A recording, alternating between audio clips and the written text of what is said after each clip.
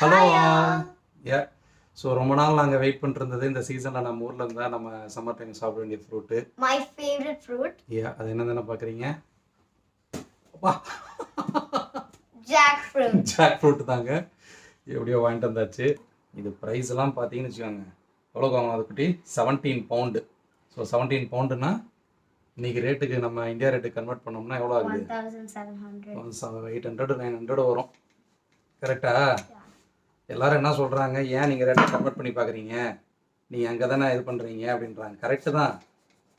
நம்ம ரேட்டை வந்து இங்கே இருக்கிறதோட தான் இது பண்ணி ஆகணும். 17 பவுண்டுன்றது ஓகே தான், நம்ம மணியில் கன்வெர்ட் பண்ணி பார்க்கக்கூடாது.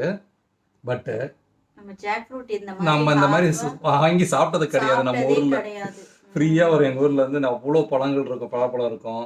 இப்படி எடுத்து இப்படி கை ஃபுல்லாக ஆயில் அப்ளை பண்ணிக்கணும். ஓகே, அப்போ தான் பழம் வந்து இந்த பிசுன்னு வந்து ஒட்டாது. ஓகேவா? ஸோ இது எடுத்துருவோம்.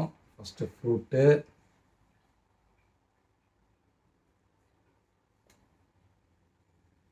ஓகே, ஸ்விண்டன் வந்து முதல் பலாப்பழம், அதுவும் எப்படி ரைப்பாக இருக்குன்னு பாரு. நல்ல ஸ்மெல்லு, நல்லா ரைப்பாக இருக்கு.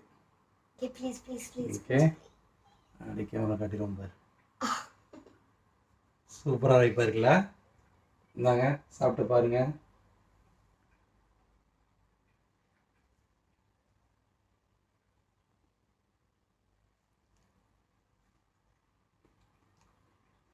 பா ஜூயோ, செம்ம டேஸ்ட்டு.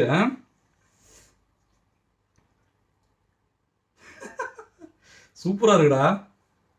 டாடா, அருமை அருமை, நல்லா இருக்கு நல்லா இருக்கு, நல்ல டேஸ்ட்டு.